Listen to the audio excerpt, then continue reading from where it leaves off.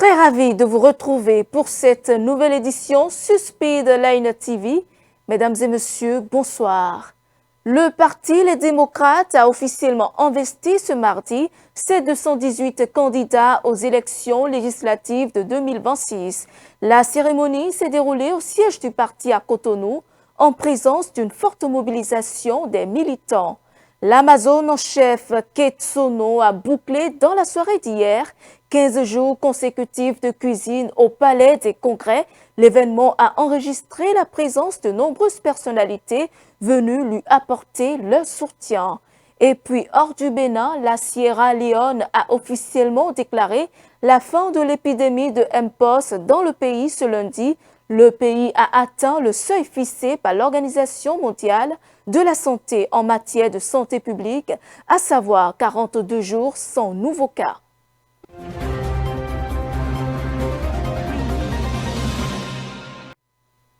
À quelques semaines des législatives de 2026, le Parti Les Démocrates affine sa stratégie. Ce mardi, il a procédé à la présentation officielle et à l'installation de ses 218 députés titulaires et suppléants à l'issue d'un séminaire de formation tenu au siège du parti.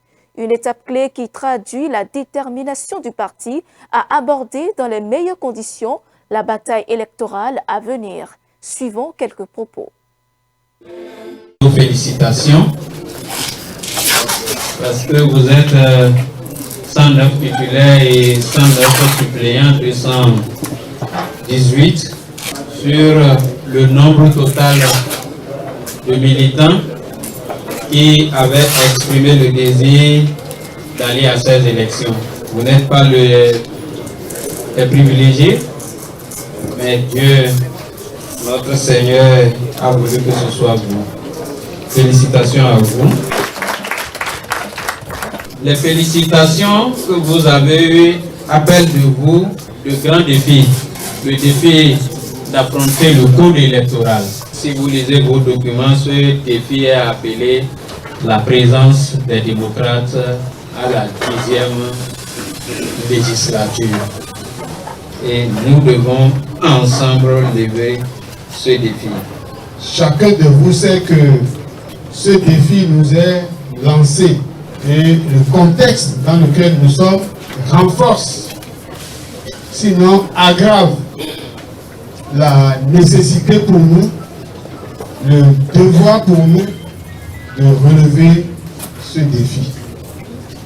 Cela paraît irréalisable, mais je sais que irréalisable n'est pas démocrate.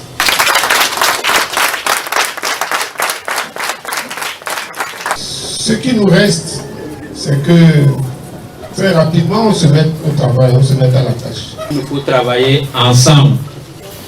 Il nous faut rester ensemble. Il faut mettre personne de côté et il faut réussir ensemble. Vous devez réunir toute la famille LD.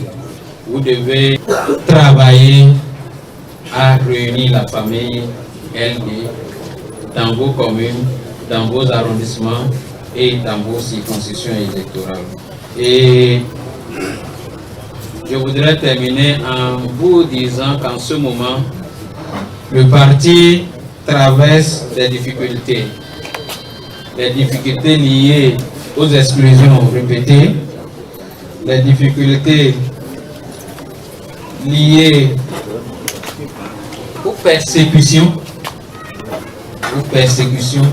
du pouvoir, et la parole en public devient de plus en plus difficile, mais vous êtes des candidats et en tant que candidat, vous avez droit à la parole. Au nom du président du parti, ce jour donc,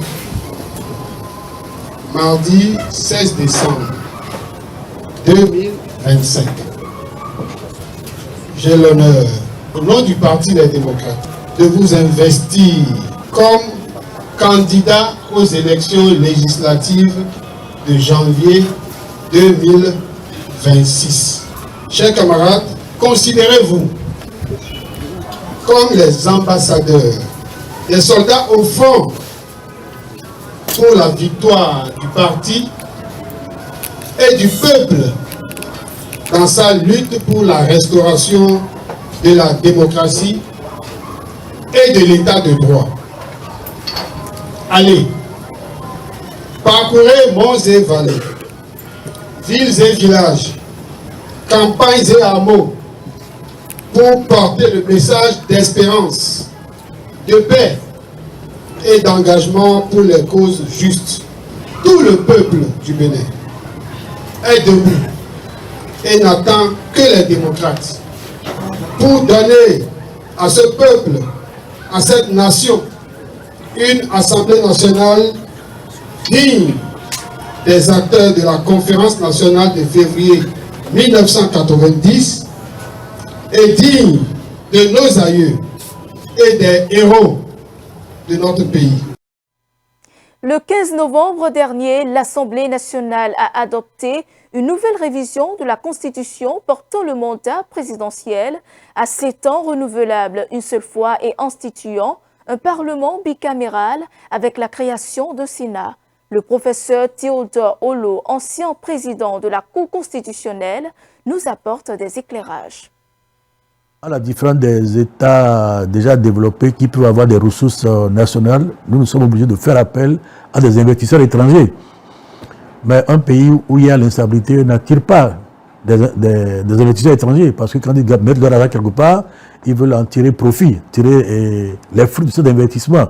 Et s'il y a tout le temps des perturbations, cela ne les intéresserait pas. Et vous voyez que même les grandes puissances sont souvent très endettés. L'un des pays les plus endettés du monde sont les États-Unis. Donc on a besoin de ce partenariat avec l'extérieur. Et c'est des conditions de stabilité qui rassurent ces investisseurs. Donc voilà pourquoi je suis contre le coup d'État. Et voilà pourquoi je pense que nous devons avoir un organe régulateur, un organe qui, par son détachement du champ politique, peut aider à régler les tensions pour éviter que l'armée ne devienne l'arbitre. Et quand l'armée prend le pouvoir, comme le rappelait le colonel Ao, ministre de l'Intérieur de Soglo en décembre 65 à Porto, le pouvoir est comme le sein d'une femme. Dès qu'on se met à le sucer, les sites d'où qu'on n'a pas envie de le lâcher. Et vous voyez d'un peu partout en Afrique, quand les militaires sont au pouvoir, il faut les chasser. Quand on ne les chasse pas, nous on a pu le faire grâce à la Confédération nationale. Vous voyez dans certains pays de notre zone, les militaires sont là, ou bien sont candidats à leur propre élection, sauf Traoré et Toubani Touré, qui au Mali ne s'est pas présenté à la première fois, bien qu'il ait dirigé la transition pour respecter son engagement. Mais depuis, dès qu'un militaire fait un coup d'État, il dit je ne serai pas candidat, mais après il est candidat. Vous le connaissez un peu partout. Dans certains pays maintenant, c'est des mandats 5 ans renouvelables à l'infini, sans passer par les unes. Ce n'est pas ce modèle que je souhaite pour mon pays. Je n'ai pas de raison de ne pas siéger dans une structure qui peut contribuer à la personne de la vie politique. J'ai une expérience et une expertise à apporter. Donc je n'ai pas d'état d'âme sur ce sujet. Que ça s'appelle Sénat ou Conseil des anciens ou Conseil des sages, moi cela me porte peur. Hein. Vous savez, moi je n'ai pas souvent la même approche que certains. Je voudrais rappeler par exemple qu'en France, de 1958 à 1995, c'était le septennat. Mandat de 7 ans.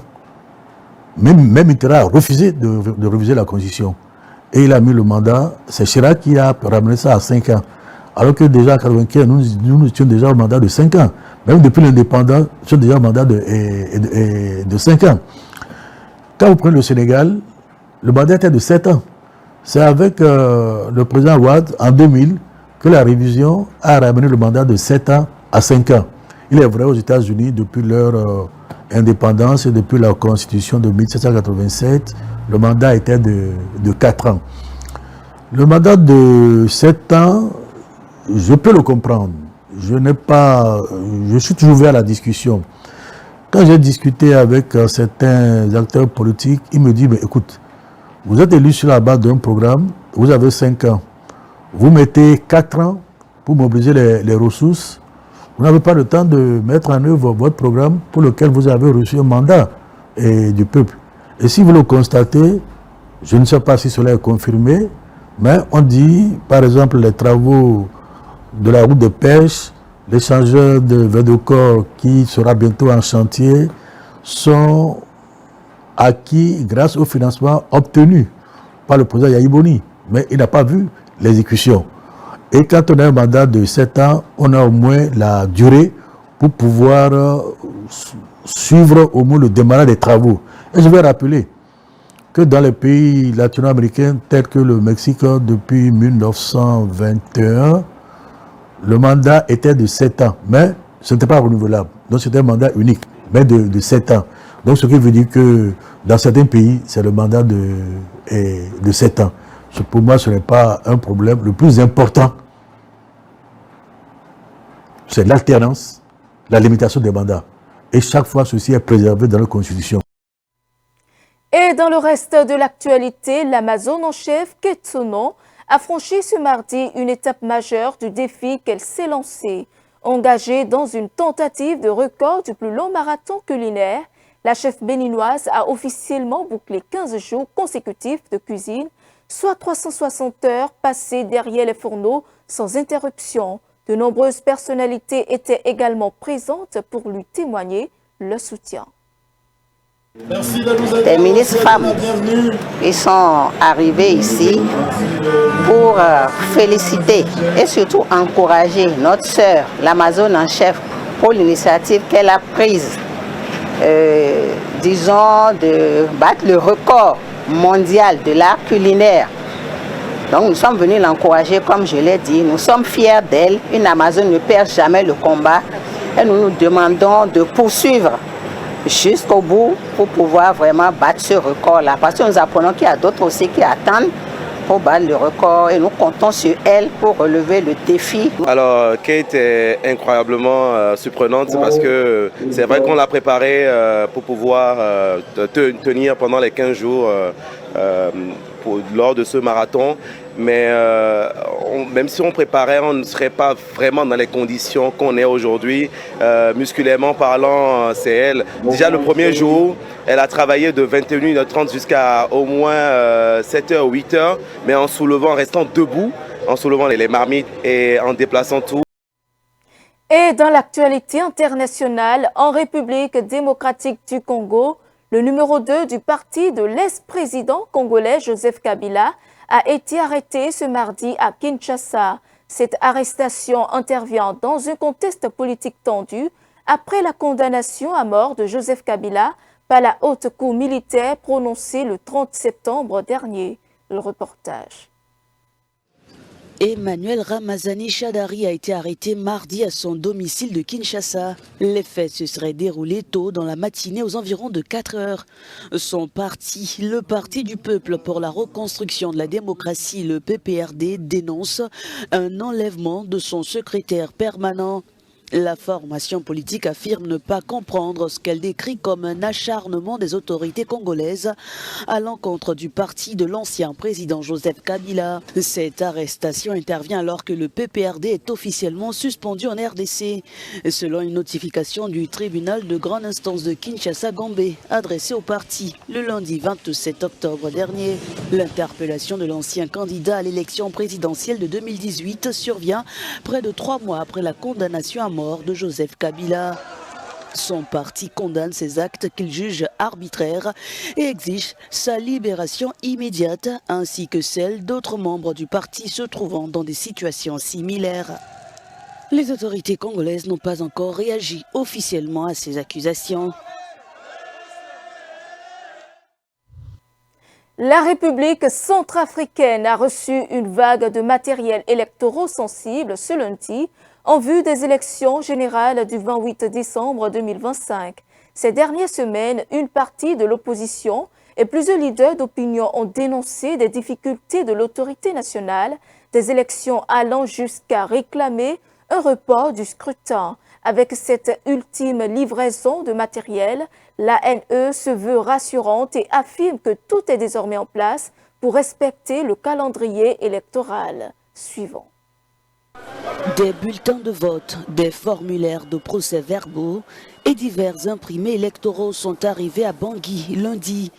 Cette livraison marque une étape cruciale dans les préparatifs des élections générales prévues le 28 décembre prochain. Ce matériel électoral a été remis au président de l'autorité nationale des élections. Ce jour est le fruit, et bien sûr, d'efforts très importants consentis par le gouvernement de la République centrafricaine en finançant justement tous ces matériels. Mais c'est aussi les efforts de toute la communauté internationale qui, depuis quelques mois, justement, soutient le gouvernement dans ces efforts-là pour voir ce jour être une réalité. Le président de l'ANE s'est voulu rassurant quant au déploiement effectif du matériel électoral.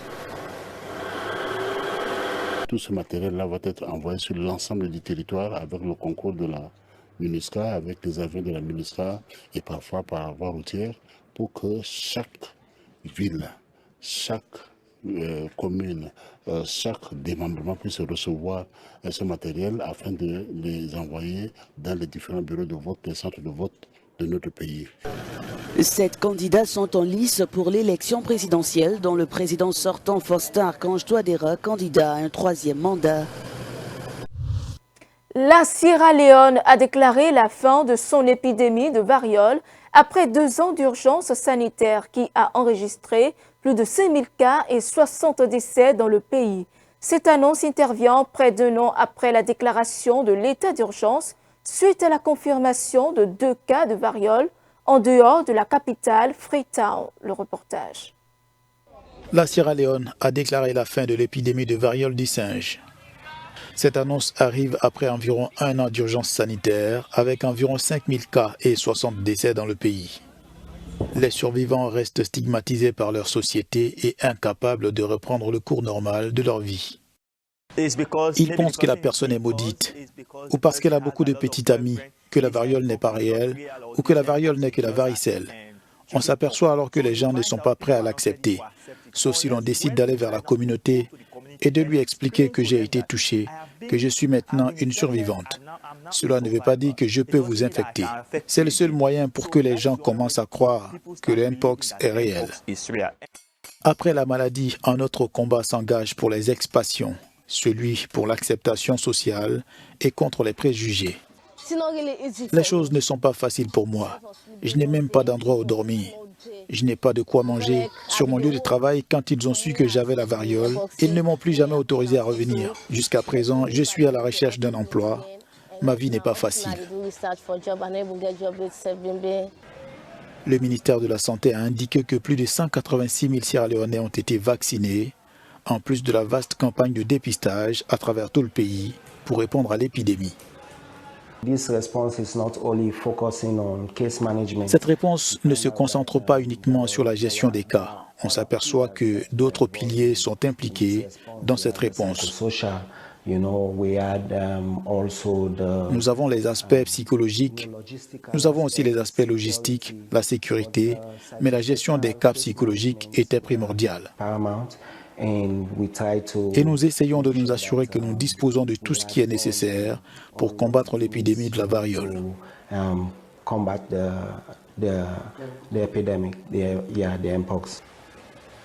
La Sierra Leone sort ainsi d'une crise qui forge davantage la résilience du pays au moment où les autorités célèbrent les 2 ans de la mise en place de l'Agence nationale de la santé publique.